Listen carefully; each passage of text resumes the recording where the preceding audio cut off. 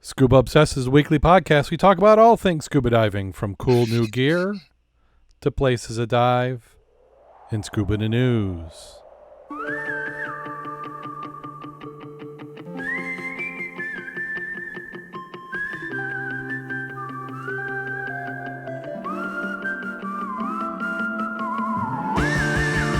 Scuba Obsessed episode 501 is recorded live July 1st, 2021.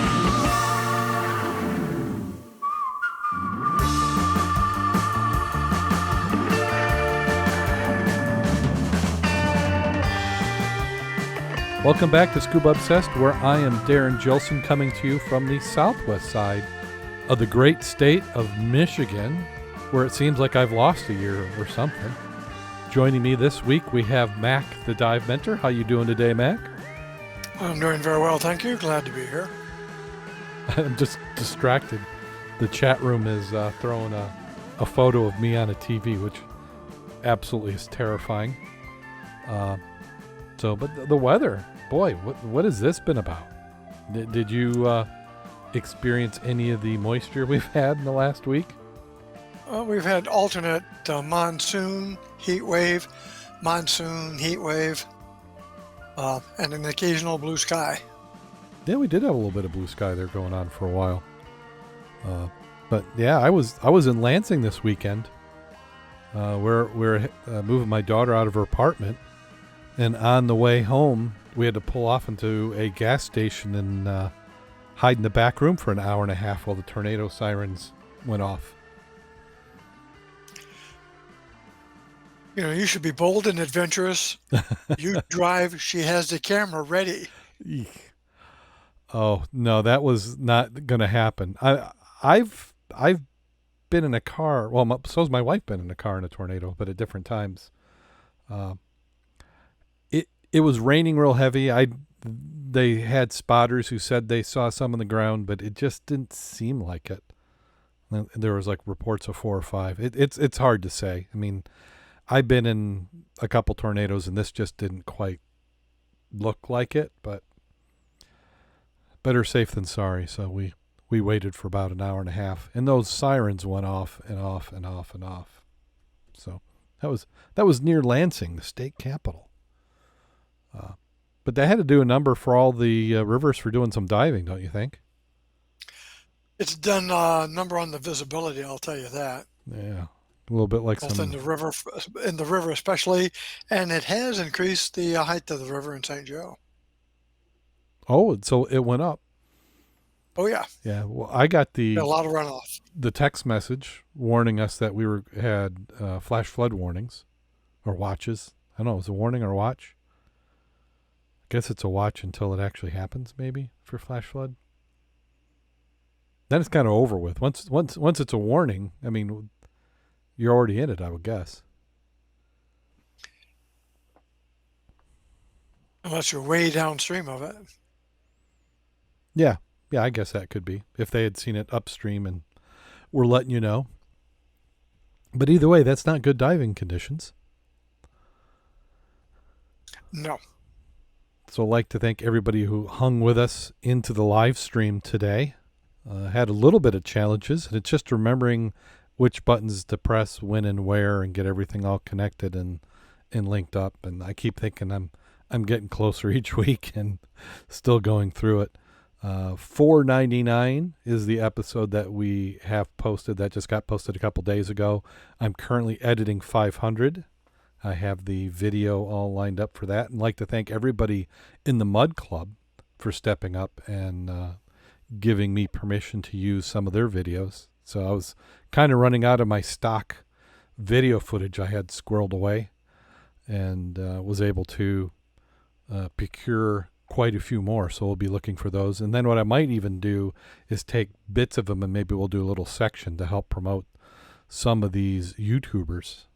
Not even necessarily YouTubers, but divers who've got some video out there might not get some eyeballs. So some nice shots. There's nothing quite like watching somebody's dive or perspective. And some of these, they had some amazing conditions when they did a dive. Dave, who's in the chat room, he had a video that I looked at, and it was pre-quagga mussels. It was in the 90s. So we'll get that one on the intro one of these times. So let's go ahead and get started. We're going to jump right on into the news. And this is not the first article. I hit the wrong button. We're going to do this one first. I'm making it even more complicated. So our favorite kind of shipwreck, at what point does a wrecked vessel no longer be counted a wreck anymore? The Golden Ray. When it's not there. When it's not there, when all parts are gone. So even one section will count as a wreck. But they've got it. They cut the third section is complete. The VB 10,000 crane vessel completed its cut around daybreak today of Section 3, Shipwreck Golden Ray in the St. Simons Sound, ending an 8-week ordeal stymied by the dense steel and brackets and massive internal fire. Cutting chain powered through 255 feet tall crane vessel broke through the top side of the half-submerged shipwreck around 6:15 a.m., said Coast Guardman Michael Himes, who we've heard from before. So that was good. I know that they were kind of concerned that they weren't going to be able to get through it, and they're going to have to. Last week we had talked about a little bit of blasting that may have gone on. So it's progressing. Section 3 began on May 16th, was interrupted on May 14th, did not resume until May 27th, and as we hear there, they finally got it done. Do they say what's going on next? What's the next section? I think they have one last section that's going to be there, and they're not quite sure what they're going to do with it. It's about a 200-foot section, I thought. Mm-hmm. Well, some of this, couldn't you take, because right now it looks like, in that photo, is that the section they've cut off and they're putting on a barge? Or is that what's left that they're cutting up? I thought that was the last section they were cutting up. Okay. Could be wrong, but that's what I thought it was. Yeah. So pretty soon we won't have that to talk about anymore. Now this is the one we were talking about. How's this for a license plate on your car? Scuba plates are going to hit the road in July. Texas has a plethora of scuba diving spots, but is largely unknown by non-divers. The Florida Gardens Bank National Marine Sanctuary is 100 nautical miles off Galveston Island. Roger, was that Vitetto, says people don't think they're good places to dive in Texas, so we want to make sure people are aware of the diving opportunities. He is a co-founder of the City of Houston's Underwater Mariners. Chum Houston Scuba Club, a nonprofit scuba diving club that sponsors the development of a specialty scuba diver license plate so it could create awareness and appreciation for the diving community. The plate will feature the image of a scuba diver along with the word scuba diver below and the license plate number, making it the only plate in the world featuring those words, according to Vitetto. I've been diving 20 years and people have been talking about having a scuba diving plate before I even started. When the pandemic hit, he said he took his time out where Scuba Club had means to spearhead the project.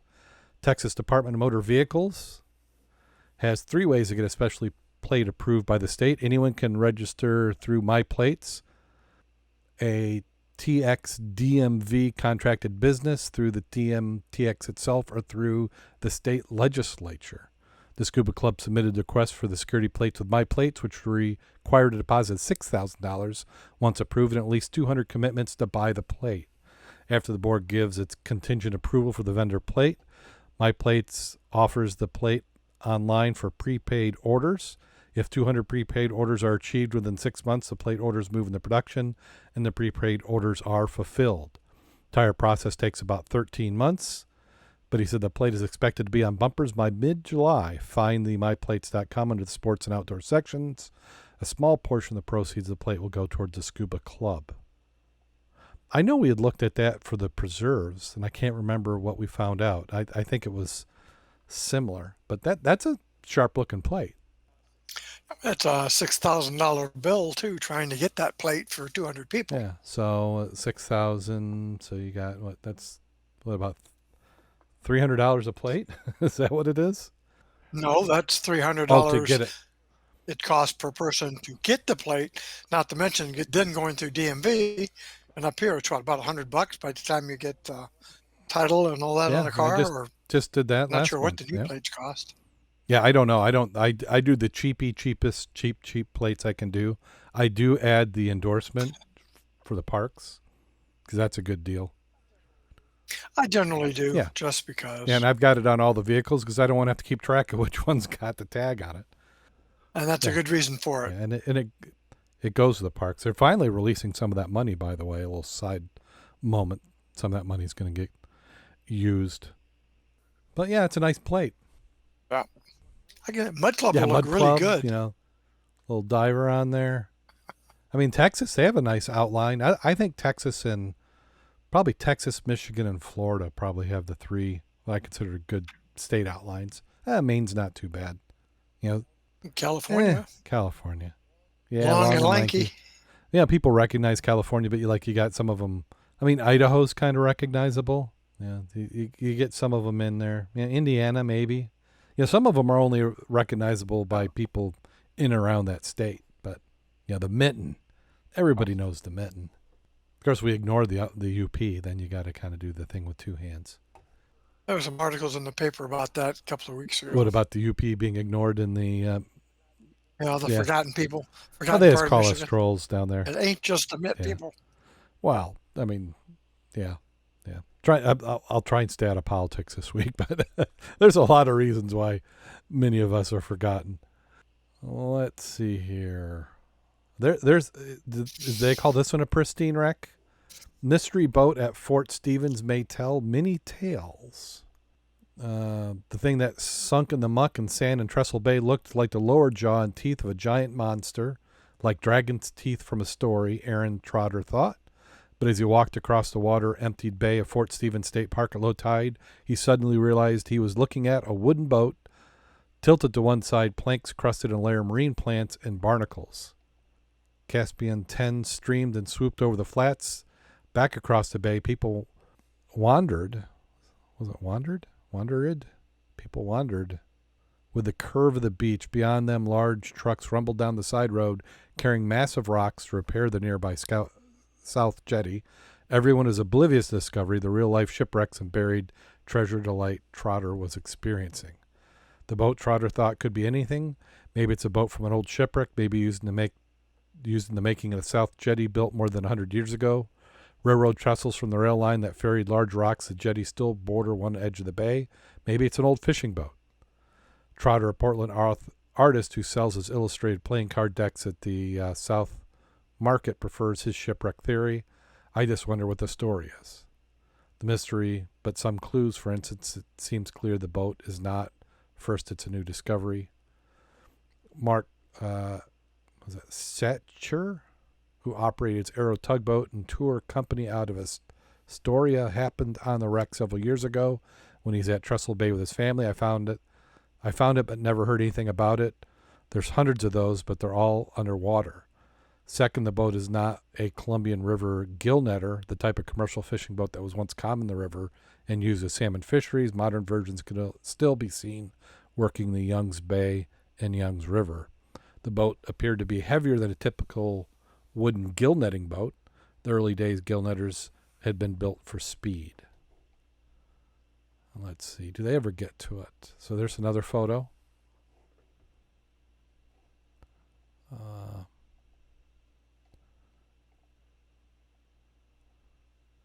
Yeah, and they're going into it. Costly boat investigation and removals eat up time and quickly become costly.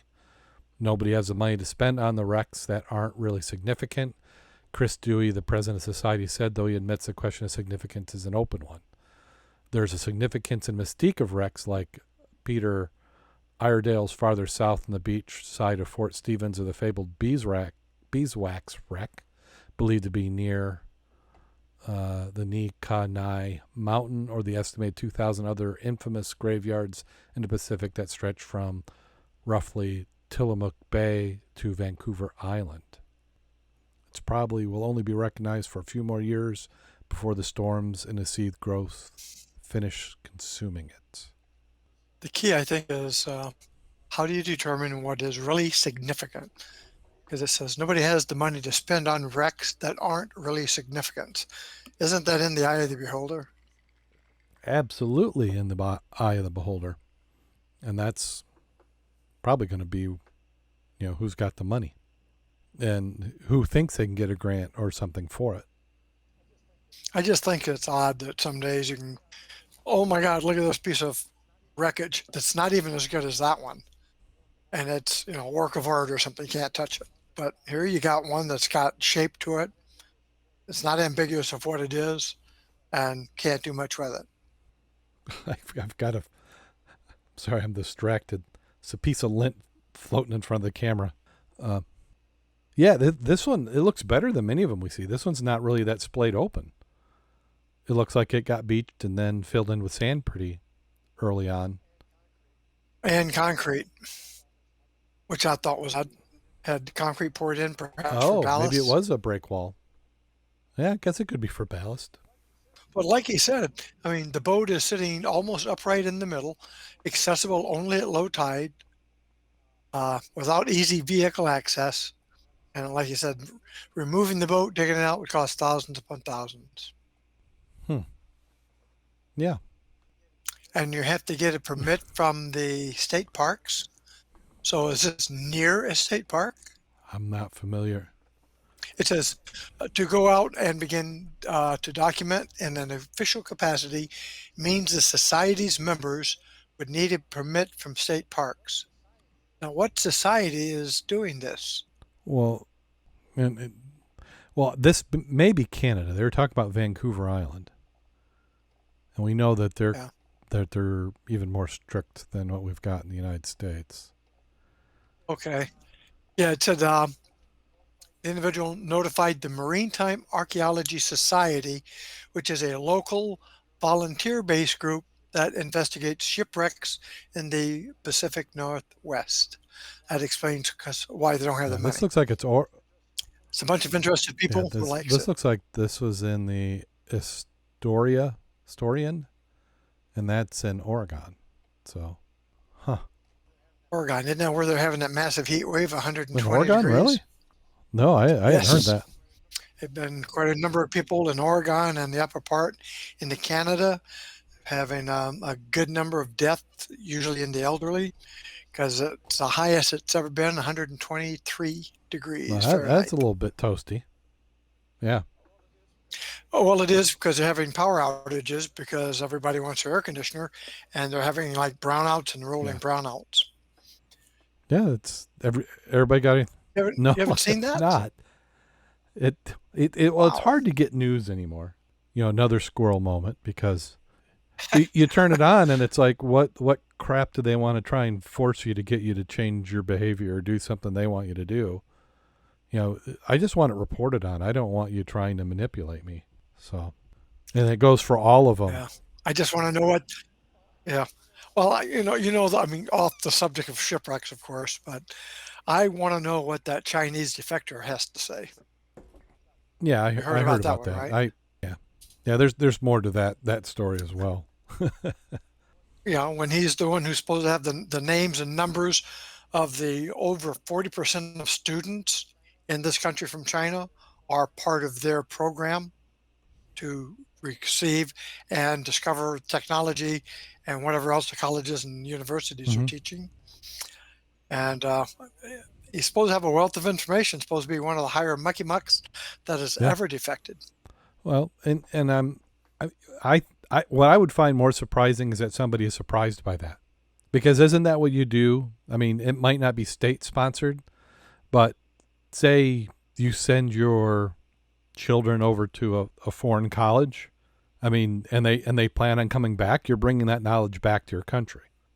It just depends. It depends how organized it's going to be and whether you've been given preemptive orders on a particular technology to get into. But what do we think somebody from China coming to the U.S. who's going to go back to China is going to do? They want to learn, and that's part of education. So I have a hard time getting overly worked up on that. You just have to assume that's what's going on. Any foreign national who's not planning on staying. I mean, we've been pretty fortunate that a lot of people enjoy the way of life that we have and do decide to stay. But by the same token, you can't get in a boat and say, "Oh my God, it's too bad they're taking all our technology with them." You Yeah, you let them in, they're going yeah. to take it out.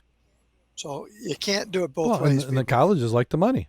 They like the money of foreign students. I mean, Yeah. we've got in-state tuition, you got out-of-state tuition. You have a foreigner coming in, he's paying doubly. So, I mean, that's money coming in the economy and everything else. So, yeah, yep, Yeah. uh, yeah. Like I said, I have a hard time getting Sorry for the squirrel sorry for moment. the Yeah, it'll squirrel be another moment. one. I'll just edit that out. It won't be there. Well, how about this for a shipwreck? This has been on social media. This particular article here is being covered in a website of a radio station of all things. They're saying it's called Worldly is the word that comes to mind when you see these photographs. Images are from a Lake Superior shipwreck, one with possibly fascinating history, made all the more interesting with a mystery attached to it. Facebook group Pure UP posted these shipwreck photos with detailed story behind them. Isle Royale National Park's Five Finger Bay tug has remained an enduring mystery since it was first spotted by seaplane pilots in 1976, lying in the southernmost finger of Five Finger Bay. The tug was remarkably intact, well protected in the confines of the narrow bay, where she lies in 15 feet of water. They're saying that's only the tip of the story. The original examination by divers in 1976 provided more questions than answers. They surmised the small wooden boat was a working tug, not a fishing tug. Divers did find a 1920 Michigan boat license plate, but that turned out to be a dead end as many of Michigan's early records were destroyed by fire. The gasoline engine on it could be narrowed down to something between 1902 and 1920. After the word got out of its existence, sports divers stripped much of what was on the boat in 1977, taking with them more clues. As more people delved in the mystery, more inconsistencies deepened the mystery. A longtime observer thought the tug's work may have been something related to logging, but that would have been more a Wisconsin-related endeavor, as Michigan boats weren't used as much in logging efforts in that area. Isle Royale National Park is off the coast of Minnesota, but near Ontario, not far from the northern tip of Wisconsin and Michigan's Upper Peninsula. Researchers hope that someone with a deeper knowledge of these kinds of crafts might see the pictures and be able to help identifying the ship. According to Post, the boat was probably parked in the bay due to a mechanical issue and laid up for the winter, sank in her mooring sometime during 1920s. She has likely been on the bottom for nearly 100 years, a peaceful watery grave. And I think that's probably one of the most sensible things said about it, because that just makes sense. Why would it be so shallow? Especially 15 foot. And I'm surprised it doesn't have ice damage. Yeah. So it must be that it's just extremely protected. Now, you know what that reminds you of, No, doesn't what's it? that? Jenny Lynn, Duncan Bay. Okay. Yeah, there's some nice photos in there. Have you dove? Have you I don't dove think Jenny so. Lynn? Do you know of which No, I I am have no talking? idea. I'm just agreeing with you. Okay, it looks pretty much like this, only bigger. The cabin and stuff is still on it, engines on it. You can do a penetration Mm-hmm. if you were. It's not. You're not going to get lost in the So, penetration. I'll put it that way.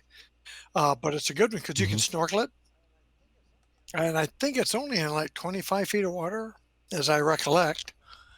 And it's a very good sheltered wreck. It was the same thing. It and the car carrier. Remember, the car Mm-hmm. carrier was by it. They salvaged the car carrier, and that's still down there. And this is the one they actually do ice dives on, or they have Okay. done prior to the dive shop closing. Because you just make a hole off to the side. The visibility on that has always been good. So this is what that reminds me of. Yeah. Nice picture. Yeah. And what I've been showing here in the video stream is a post that Brendan Ballard put in. Which group is that? Is it Michigan Mysteries or something? Don't know. because this is the post. I went and looked at it, and now it just says I know he posted it. Let's see if I can. Yeah, well, it's in the show notes, so you can link to it and take a look. Or I think what it is, this looks like a post that he did personally, and then it's been posted to a bunch of different groups. So what I'm going to do here is we've got another view of that wreck. And I love it when people do this sort of item. So you see that? So this is somebody did the photogrammetry, where they take the photos and they run it through software. And so that they're able to stitch together a 3D model. Yeah. And then before this show, we were taking a look at this, and was that a baseball bat on the back end? That could just be an artifact of the rendering, why it's white. Mm-hmm. Try not to move too quick, make somebody seasick if they're watching on their TV. But yeah, there's stuff in there. Nice scan. It looks like there's a box. Go right on in. There you go. I love that. That was great that somebody had taken the time to stitch those photos together. I gotta figure out how to clear this out. And then here we got one from Hawaii. And gosh, another name I'm going to slaughter. So I'm going to say a boat crew discovers parts of a shipwreck in Lalo from nearly 200 years ago. So it's the Polynesian Voyaging Society discovers the shipwreck. During a dive to survey coral reefs in the northwestern Hawaiian Islands, crew members made an underwater discovery, parts of the shipwreckage dating back to the 1800s. Crew found 2 large anchors, 2 pots at 20 feet deep during their trip, also known as a French frigate Shoals. The Polynesian Voyaging Society said the wreckage was believed to be from the Two Brothers, a whaling ship from Nantucket that sank in 1823. The ship was captained by George Pollard Jr., previously captained a whaling ship Essex, which inspired Herman Melville's novel Moby Dick. Pollard died in the Lalo shipwreck. The shipwreck was first discovered by NOAA in 2008, but the new find may add to mapping efforts. We're here to explore. It's exciting that our canoes are participating in the process of discovery with NOAA, said, I'm going to call N. Thompson, PVS President and Navigator. To feel like we're helping, contributing to the body of knowledge of the ocean in this place is a privilege and a gift to those voyaging these canoes.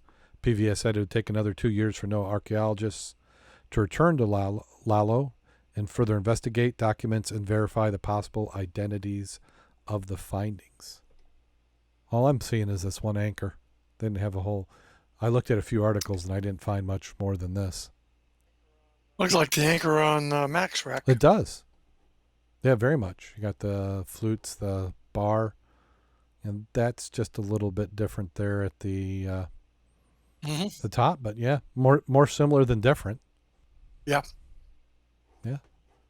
Which would make sense. There, this is probably a little bit older, but not a lot. And then how about this? Even people a long time ago weren't lucky in the water sometimes. 3,000-year-old remains in Japan belong to the world's oldest known shark attack victim, study finds. While conducting a study on prehistoric person-to-person violence, the University of Oxford researcher J. Alicia White and Rick Schulting, Rick Schulting, studied remains from the Japan's Tsukumo site, an ancient burial ground for fishers, hunters, and gatherers near Seto Island Sea.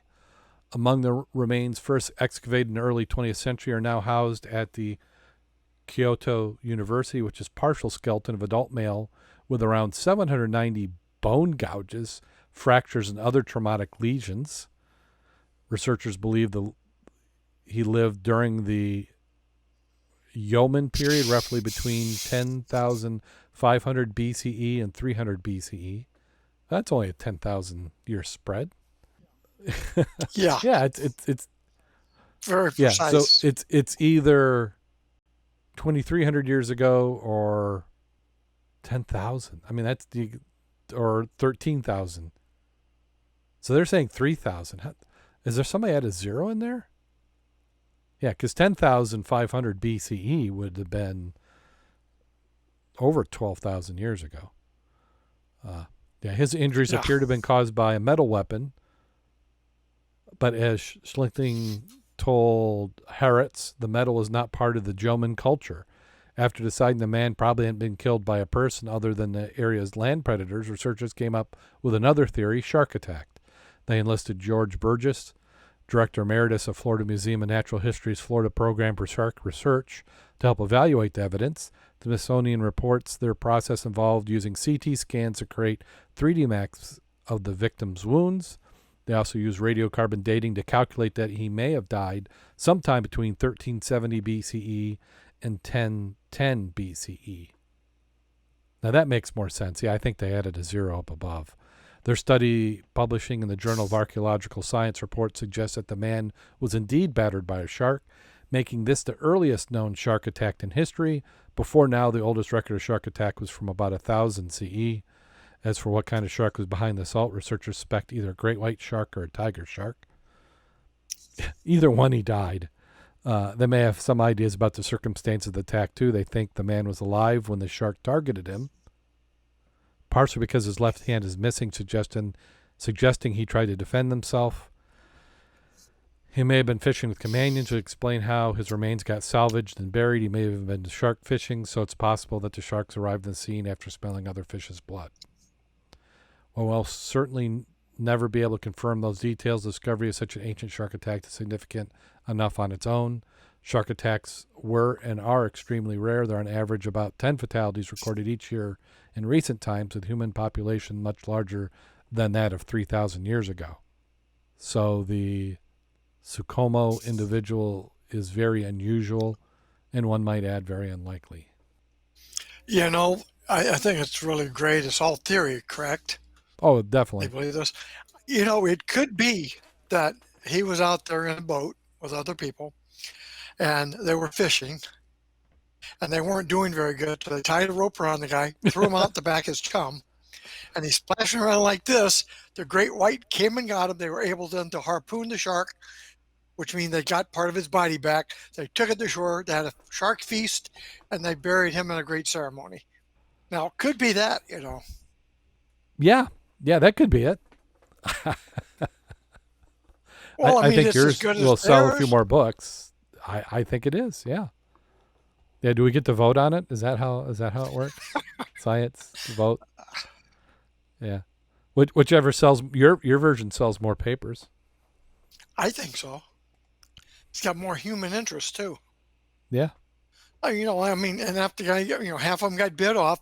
They brought him back. You know, like a Viking burial. They put him down there, had a shark feast. His name is in history. Hey. Of course, 10,000 years ago, it's sort of lost by now. But Yeah, we do the same thing with hunting. You get the guy to go in front, and then the guy in the back shoots him. I mean, it's kind of the same thing. generally, that happens, but that's accidental. Or so they say. Generally. Yes. Well, yes. Who's going to, you know, the dog did it. The dog did it. The dog did it. Well, that's happened before, you know. I Guy went over a fence, left his gun, pulled it back. The dog grabbed it, and boom. That's bad. Bad dog. Man's best friend. Yeah. Yeah. Don't do that again. Now, how'd you teach him to do that? Yeah. Lots of training and peanut butter. So we had teased this a couple years ago. Gosh, a couple weeks ago, and didn't end up talking about it. So I thought I'd bring it up now. But we have both Kevin and Amy have been in the news. Seems like for the last 2 or 3 weeks they've had a couple different stories. Yes, different places too. Yeah, this one was on Channel 3, which is a local station here in the southwest part of the state of Michigan, out of Kalamazoo. And they did a nice video spot. We're not going to play the video. We got links in the show notes if you want to go and listen to it. But this was from Richland, Michigan, and this was talking about Gull Lake and the past, and there was a lot of nice photos in it. And I'm assuming, they say courtesy Kevin Ailes. So Kevin did the images.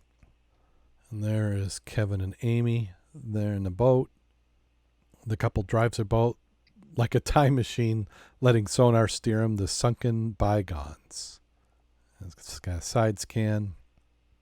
It's a hobby of mine to use technology and historical records to find and photograph remnants of our past, says Kevin Ailes. People have unfortunately been dumping these things at the bottom of the lake for a long time, but they're curious little time capsules we come across. Yeah, that's. Have you dove Gull Lake? Oh yeah, yeah. Go. Have you dove the south end of Gull Lake in the Bay Area, where a lot of the boats are housed? Yeah, I've. Back in the day, they used to have a turkey dive out there. That's where our turkey dive came up that we associate with. There, they used to float turkeys 4 foot off the bottom in that bay. Mm-hmm. And that bay has got stuff like you would not believe, like these pictures. Yeah. The ones with the railroad wheels. Mm-hmm. Yeah, wonderful stuff. And I dove out there with them before, and we always go to Paw Paw for looking for stuff. If you really want to have some fun, go there. Yeah, yeah. I dove in that southern bay with Bob and Kurt one season, and there was a. I hate saying a steamship, but it may have been. It was upside down boat. It had a prop out the bottom. Mm-hmm. It seemed almost like a glorified canoe, but it would have had some sort of engine. And that was the big exciting thing to see in that spot. And then there was a large stump, just a gigantic stump with a cable on it, which meant that they stood on one side of the bay and pulled it in just to get rid of it. So they didn't want to haul it off. They just cut the tree off and then pulled the stump out. They're probably building something along the waterfront there. And that was a giant stump, probably even 100 years later. He's got some videos in. It's worth taking a look, showing some of the side scans. And even better than that, he's got the coordinates in the side scan. There you go. Yeah. I mean, it gives you a place to go. Mm-hmm. I'm not just talking about it. They're showing you what it looks like and where you can find it. Yeah. Yeah, that's not... These aren't items I've seen here. So... Yeah, he says scuttling a craft, sinking the boat for disposal is quite unpopular today, but sadly was commonplace in the past.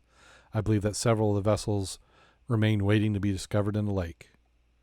Yeah, it's just easier to do. Just kind of, I'm not maintaining it anymore. Either you had to spend the effort and the time to chop it up. Sometimes they would burn it and then sink it. Sometimes they just plain out sink it. Mm-hmm. It's the exact same kind of lifeboat that we used on saltwater vessel. Looking at perhaps 100 different styles of steel lifeboats, I determined it was of the Welland, Davitt, and Boat Company. And that's, again, a quote from Kevin. Train track and train wheels, I've heard about those. I've seen the train track. I'm trying to remember if I've seen the train wheels. That's off the Ross Township Park. This is a popular in the area. It's one of the first dive spots many people do when they're taking an open water class. Mm-hmm. Where the baseline road enters into the lake, a popular area for ice farming. Laborers would saw the ice into 300-pound cakes, which are hauled away on cars, better distribute the weight and ease transportation. Train tracks are temporarily laid over the ice. I hadn't heard that they did it over the ice. Yeah, there's an example of some of the boats. Like I think that's the boat there, a similar boat that I've seen in that southern area. So nice write-up there. Absolutely. And I think SAS Group has got a dive going up there to Gull Lake next week, I believe it is. Yes. See, the next week or the week after. Yeah. And if you looked on the Facebook part, they gave the diagram and the pictures of the items that are out there for you to look at, like the motorcycle, the basketball hoops, the trampoline, the ice shanty. If you've not been out there, it's a good place to go. Lots of stuff to see, a lot of fish. Yeah. Really nice introduction to the lake out there. Yeah, it's a good dive spot. It's plenty for beginners. If you got access to a boat, you can get out to some of the other spots. Some of them are a little bit harder when boating season is. Like I know the north and south side of the lake, we tend to do those in the late fall or early spring. just to get the Hmm. lake traffic down. Otherwise, you're stopping people Yep. wanting to do boating. So, but they're at the Yeah. park. That's a great spot. And there's a nice course there. Uh, I, last time I dove it, there was still some cave line, but it was starting to almost need to be redone. Communications booth, old ice boat, sailboat, I wonder if trampoline. the little guy is still on top of it. For years, they had that little dummy in the scuba set. He was on top of the ice shanty, Hmm. and everybody was nice enough not to mess with it. Yeah, I I think the don't. motorcycle is getting pretty much buried too now. Yeah, I mean, silt was getting there. It was very silty Yeah. bottom there. So that was kind of, if there was a new course in the day, you wanted to skate out about 10, 15 minutes before them because the new divers would kind of break it in. They don't know what they do. Now, the middle of the week is good because classes are out there on the weekends. Yeah, here, just going through some of the photos. Yeah, he, like you said, he's got tons of photos there in that article. He's got some really nice ones also on the club website. Yes. Nice video also.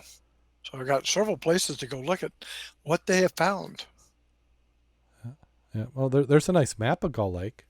I haven't seen that Yep. one before. I love Yeah. old maps just like that. I mean, I think they're like art.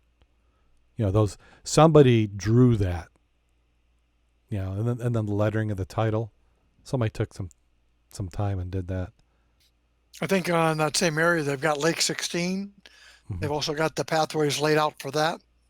You know, from the platform out to the different boats, to the Yep. cars, and the trails. Yep. That's another good place.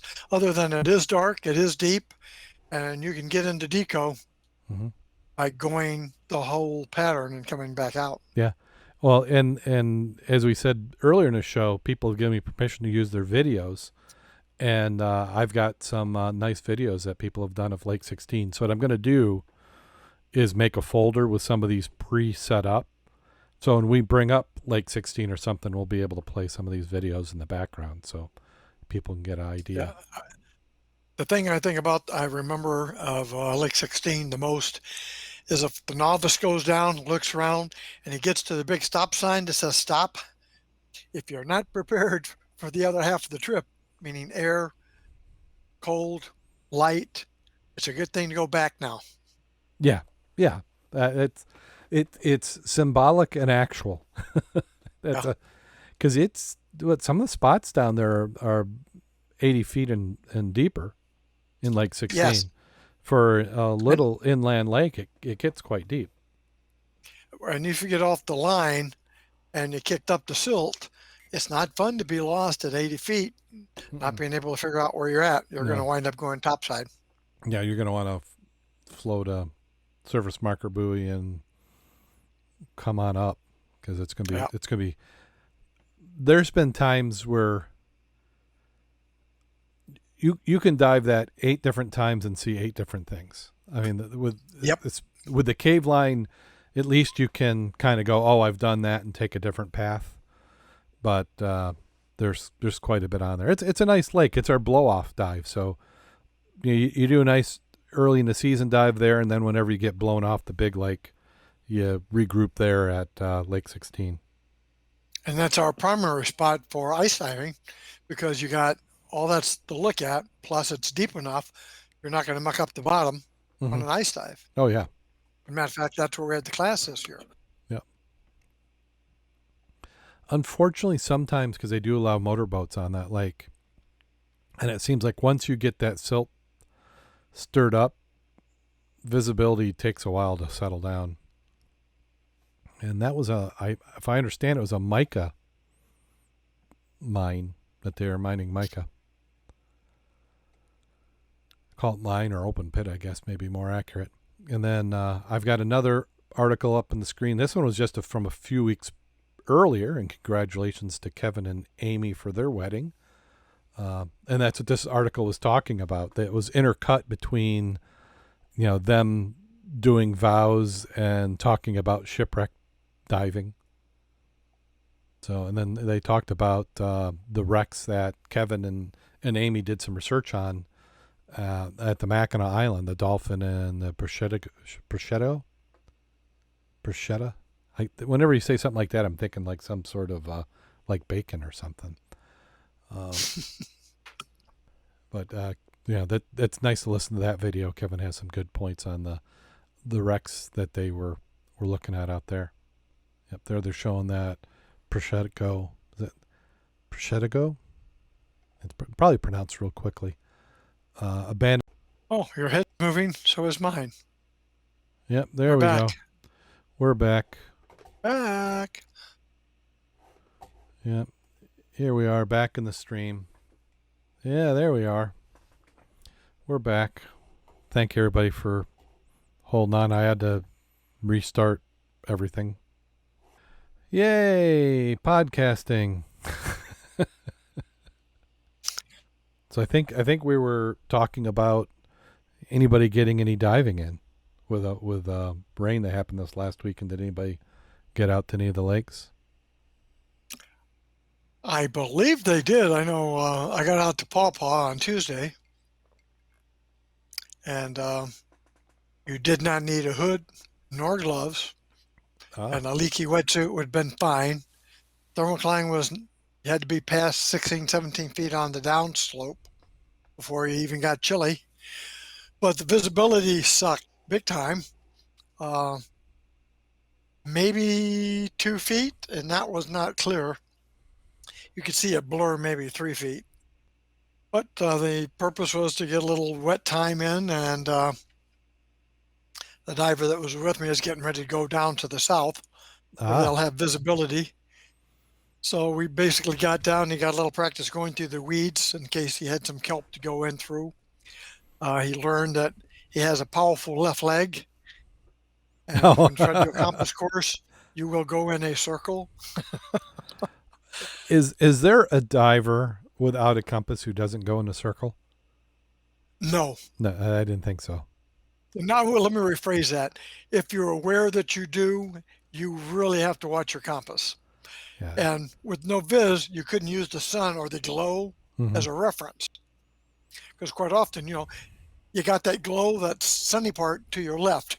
So as long as you go straight, it's to your left. Once you can't see the glow, then you're already turning. Yeah.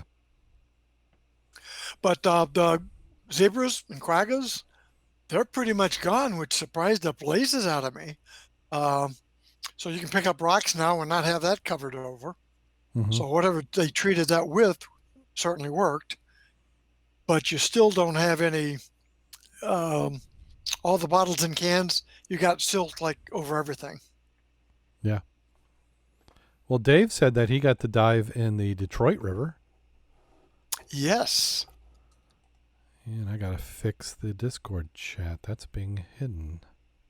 I'd like to hit the Detroit River because you got 100+ years more history in the Detroit River. Plus, you got some nice bottles over there too. Miss that kind of stuff. They got some nice quarries over there too, especially around Monroe. Yeah. You know where the Raisin River is, right? Monroe area? Yeah, vaguely. I mean, the battle cry, remember the Raisin? I Do you remember that? No, Seriously. I don't. That sounds like a bakery show. Remember the Raisin? Oh. Yeah. Yeah, there was a big massacre there many years ago in a different war. But if you go down that Raisin River, there's a power plant on your right. Some of the docking there goes back over 100 and some odd years plus. There's so much boat traffic, the only time you can really look at it is during the winter. But once you get out there, the silt in that part of the lake is if you had a boat there, you're not going to know it. It's going to be covered over 10, 15, 20 foot of silt. God, just think if conditions ever change and the silt starts going the other way, what you'll find.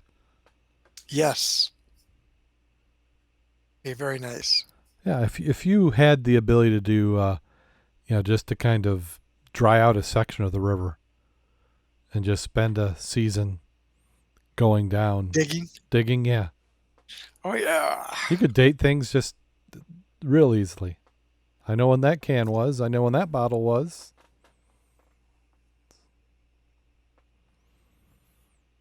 all the fun stuff. Some of the benefits of river diving.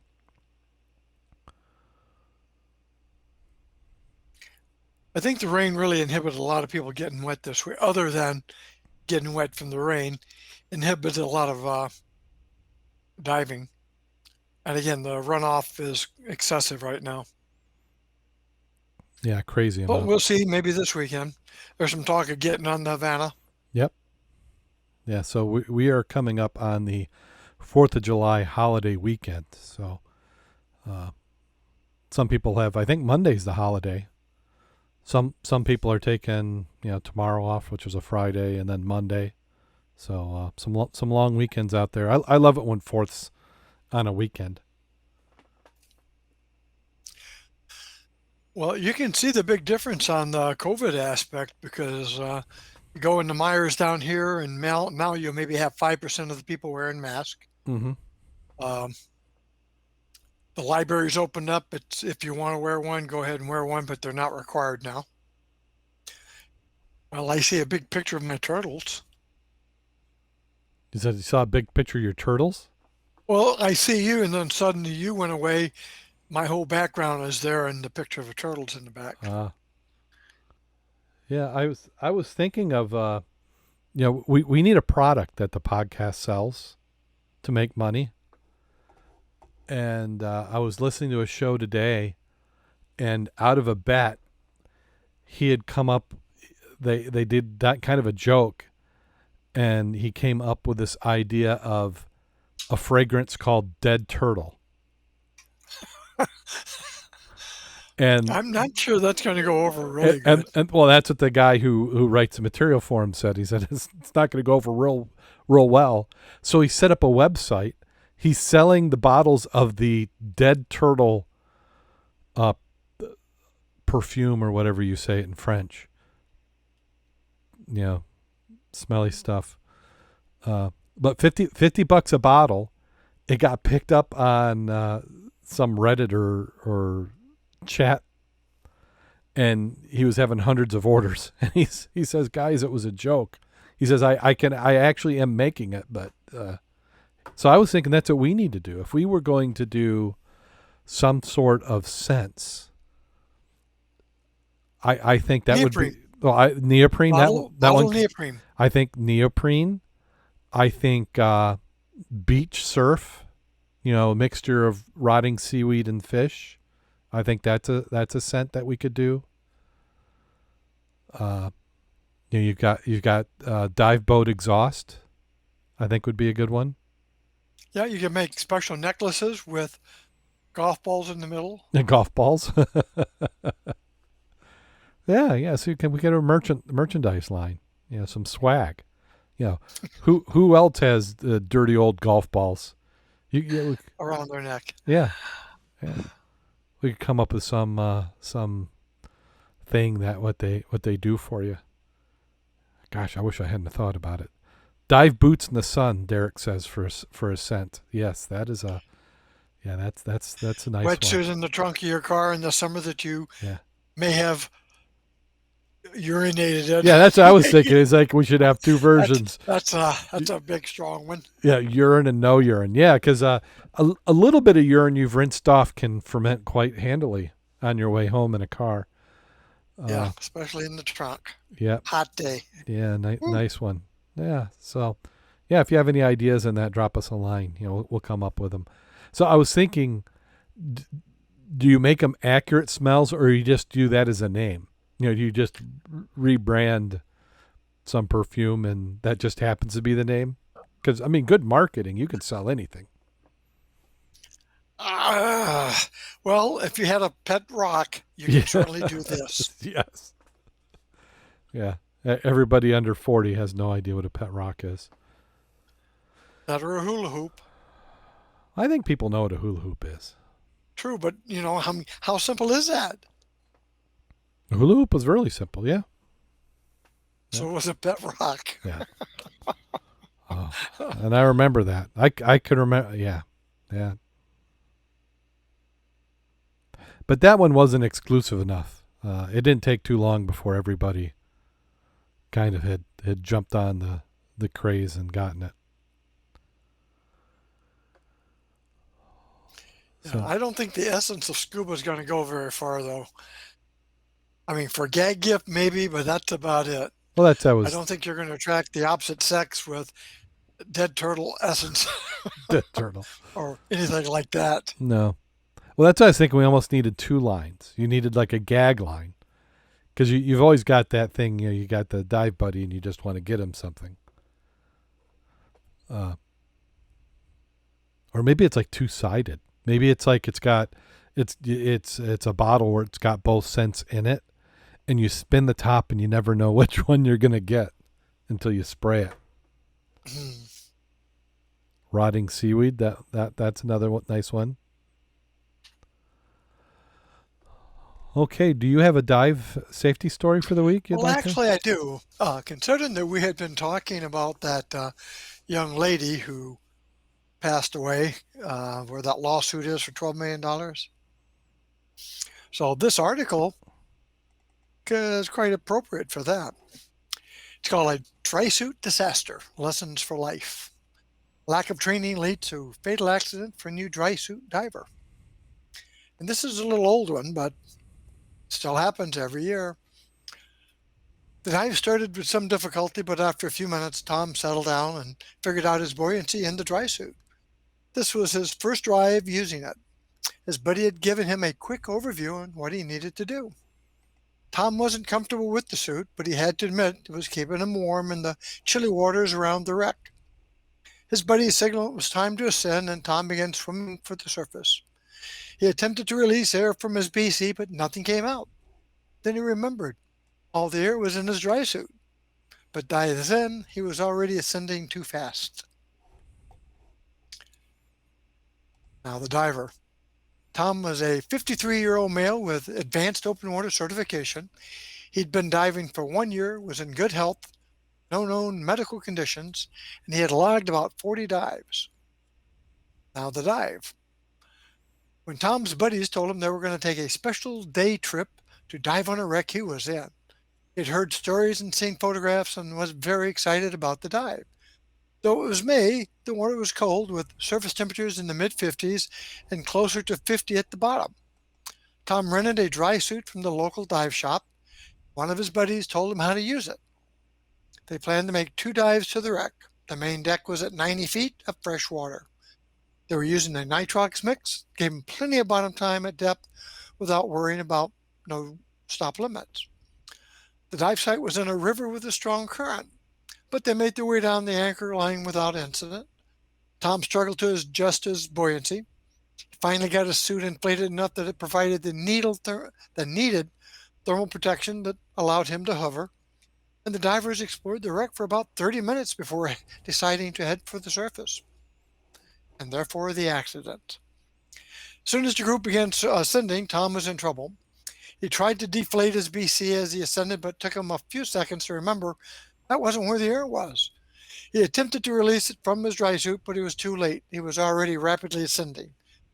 Witnesses on the surface said he broke the surface with a splash and a cloud of bubbles. He lost conscious immediately. One of his buddies had followed Tom to the surface and got to him a minute later. The buddy immediately towed him to the dive boat. The boat captain realized the dire situation. With other divers providing CPR and first aid, he alerted the authorities and headed towards emergency medical care at maximum speed. Though the captain and crew reacted as quickly as possible, Tom was pronounced dead upon arrival at the medical care facility. Autopsy report wasn't released, but it was reasonable to conclude Tom died due to an air embolism caused by a rapid ascent. Now, the analysis. Dry suit does a fantastic job of keeping water environments, especially down to near freezing water temperatures for ice diving. But like any gear, you have to know how to use it. In the same way you wouldn't just throw on a BC, regs, and jump into the water, you need to receive training on how to use a dry suit before making a dive. Dry suits work by keeping a layer of air inside the suit, which insulates the diver well. You have to add more or less inside the suit, depending on the depth that you're descending, because the air does compress. When diving with a dry suit, you use your BC for surface buoyancy. to hold your cylinder, of course, and as a backup buoyancy if your dry suit has a problem. With most types of dry suits at depth, you only use your suit to control buoyancy. Through a few types of dry suits in tech diving, you may still use your BC. Witnesses said on the boat that Tom didn't seem comfortable with his dry suit before entering the water, even though one of his buddies coached him throughout the setup. When it came time for the ascent, Tom's training and muscle memory kicked in. Began swimming up, rinse release air from his BC, which did not accomplish anything. It was only then he remembered the air release from the suit using the valve on his shoulder. But by that time, the air in the suit was already expanding. He was rapidly ascending. General guidelines for the normal ascent are 1 foot every 2 seconds, 30 feet per minute.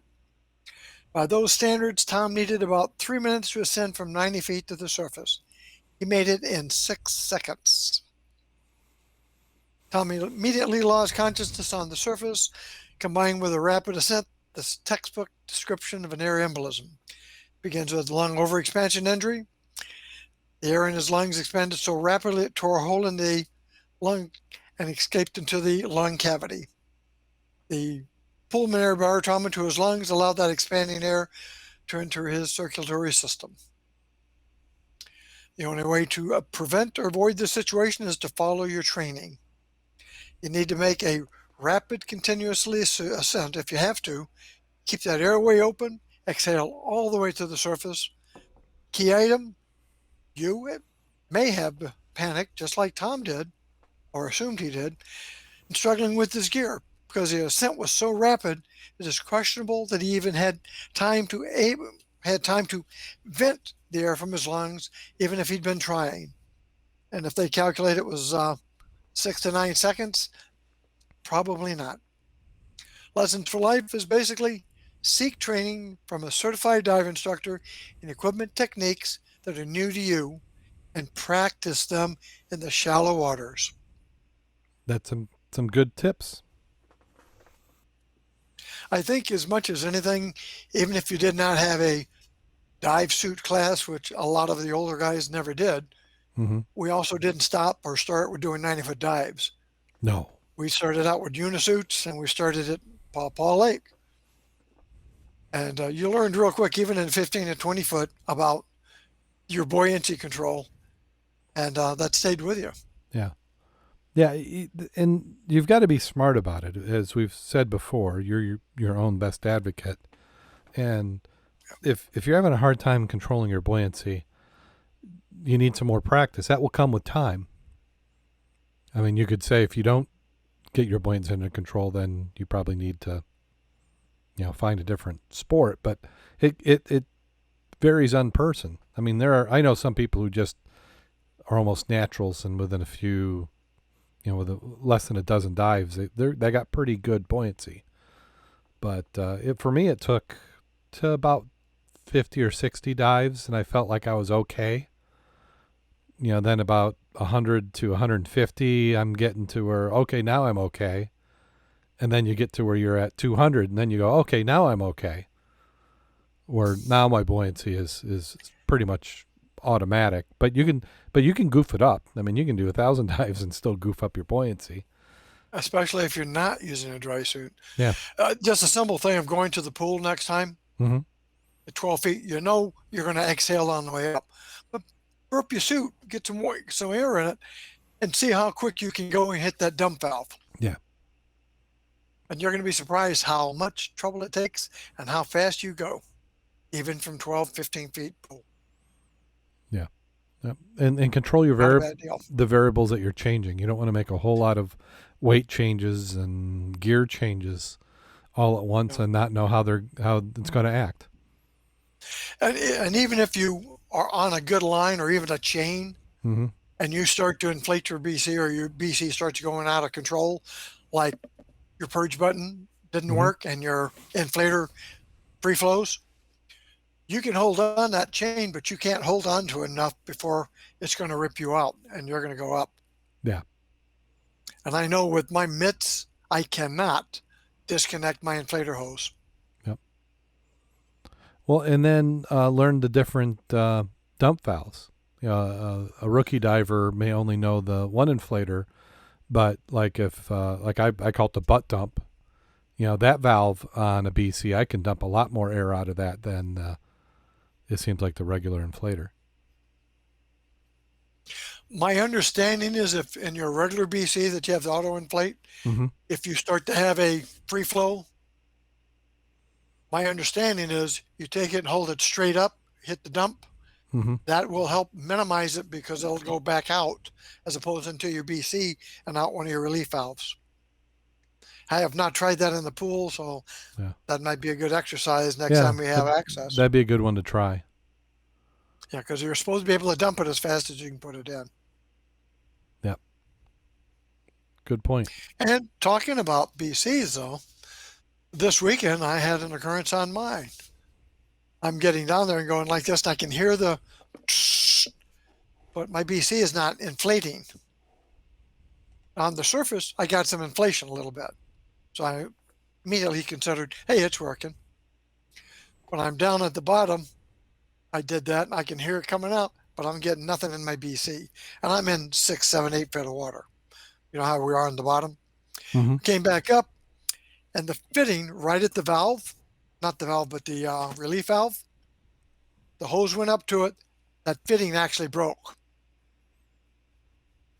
So every time you put air in, it went right out. Had I been deep, that would have not been a fun thing if Mm-hmm. I had needed to use the BC to get back up. Yeah. Yeah. Derek in the chat room was talking about that he just moved to a dry suit. He says his undergarments make such a difference to the lead that he needs. And he also needs a lot in salt water. And that's something that we didn't bring up, is that if you're going from salt water to fresh water, that certainly affects your buoyancy. Yep. Uh, That's why it's really important to have dump valves Yeah. and dump weights so you can get rid of all of them. But my BC, I have packs in the back with weights to help distribute it out. But yesterday, just for the fun of it, I got rid of all my pouches, my extra weights in the pocket, mm-hmm. and I could still go down because I did not have gloves, did not have a hood. Yeah. It sort of surprised me that with no weights on and my BC except in the back, I could actually still go down. Dave's mentioning that he thought he had good buoyancy control, and then he took a cave class and learned how bad he was.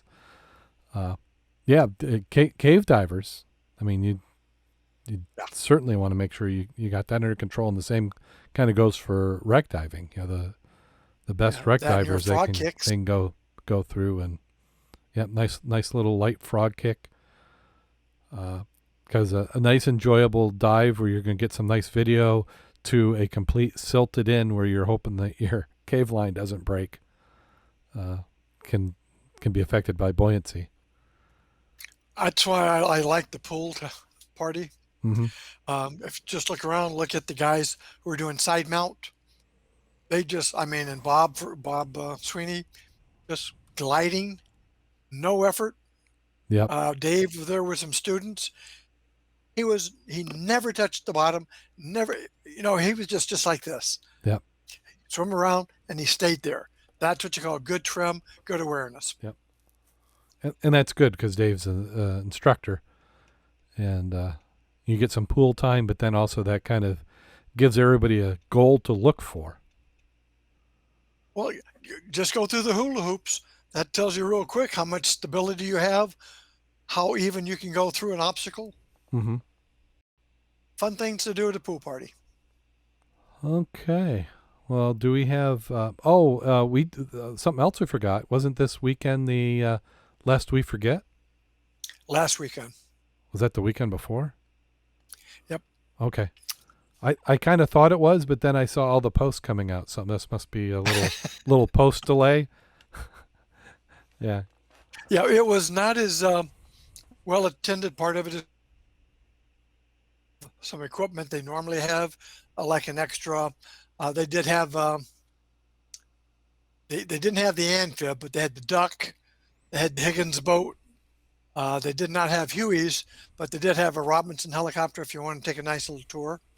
But the 369th Huey Association was not there this year, and I always go see them.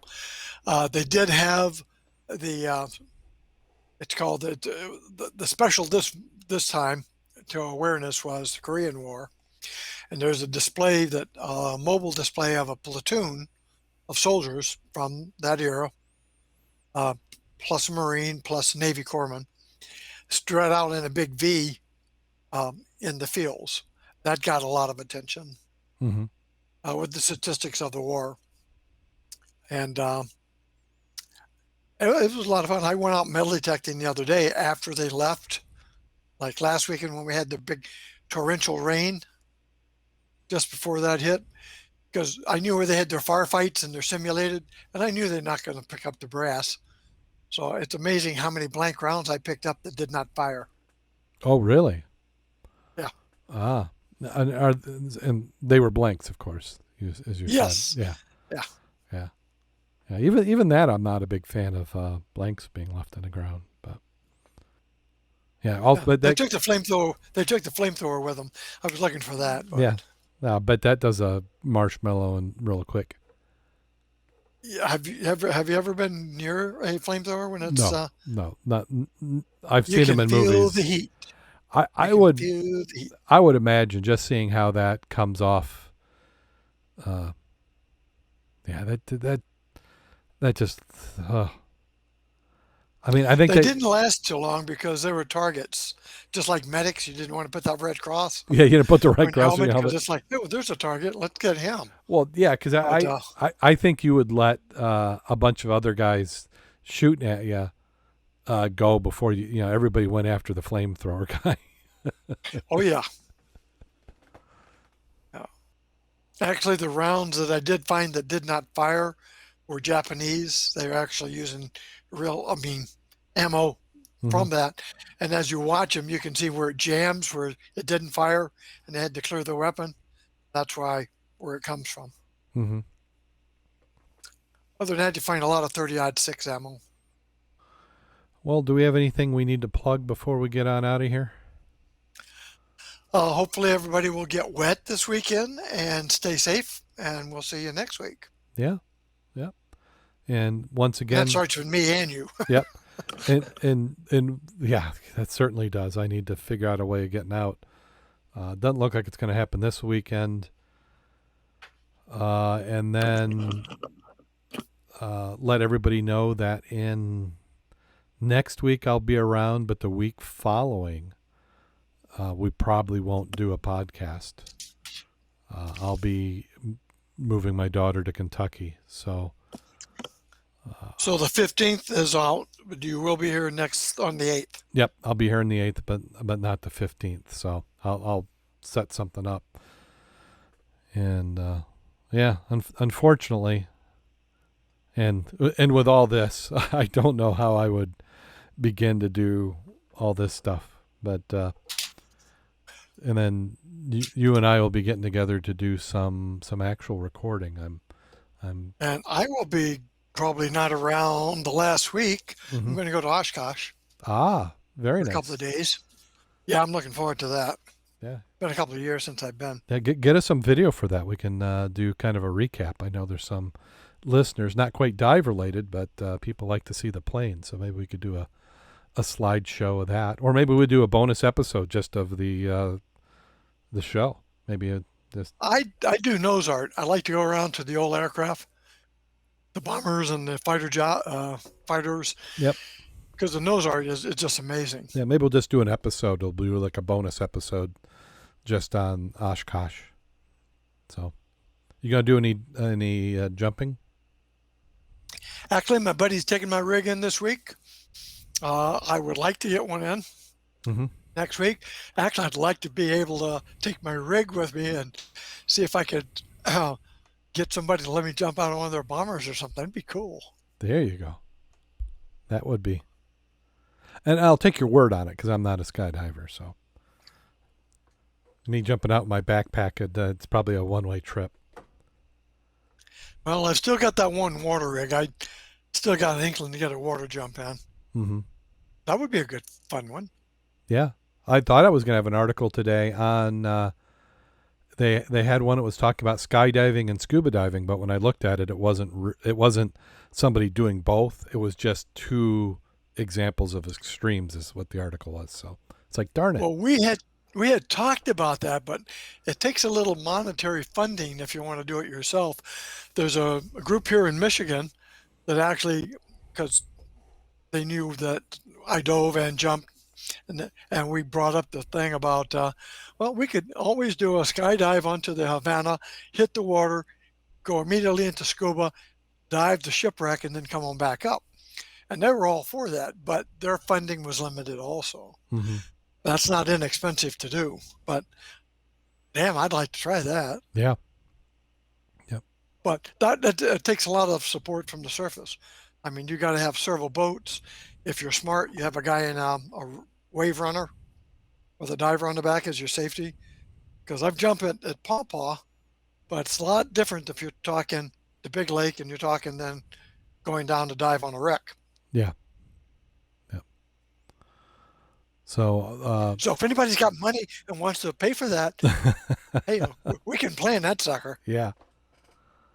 Yeah. Well, once again, I'd like to thank everybody who's been listening and downloading.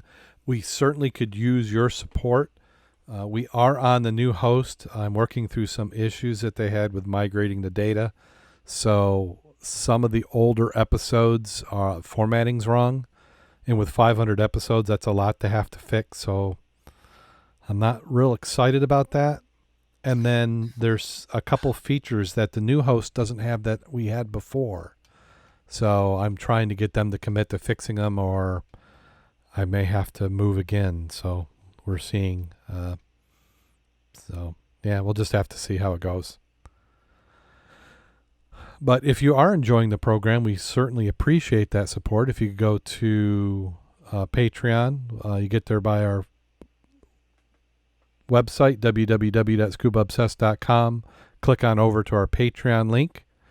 $3 or more gets you early access to show notes, and we'll eventually start doing some exclusive content. If you can't do that, we certainly understand. And if you could just give us a review if you think we deserve it. 5 stars helps out on your platform of choice. And also, we have starting to do YouTube. So if you've just been listening to the audio podcast, make sure you check out our YouTube channel. Do what everybody says, the like and subscribe. It lets other people know about it. We had a pretty good uptick on YouTube traffic just in the last week. I'm kind of getting the hang of the YouTube thing. In fact, Mack and I, at the end of this, will have to do some funny faces because that's what gets people to look. I usually do take some of the individual shots where we're probably not looking the most professional, and then I superimpose some goofy item on it. Because what happens when people are going through the videos, you get a recommended video and somebody goes, I don't know what they're doing, but it must be fun. And then they click on it. So, so that's some of what's going on. So are you ready, Mack? Absolutely. Okay.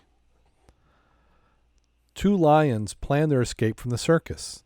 The night they get out of their cages and they see a lone clown stumbling back from town, drunk, not a soul in sight. Since they're going on the run, they decide to catch one, the last meal before they hit the road. As one lion gets a bite of the leg and the second takes a bite of the shoulder, one stops and asks his companion, "Does this taste funny to you?"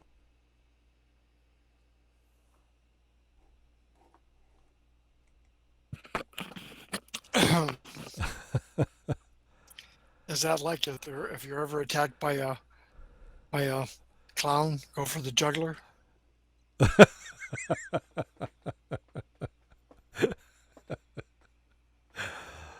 Oh, yeah, I think it's exactly like that.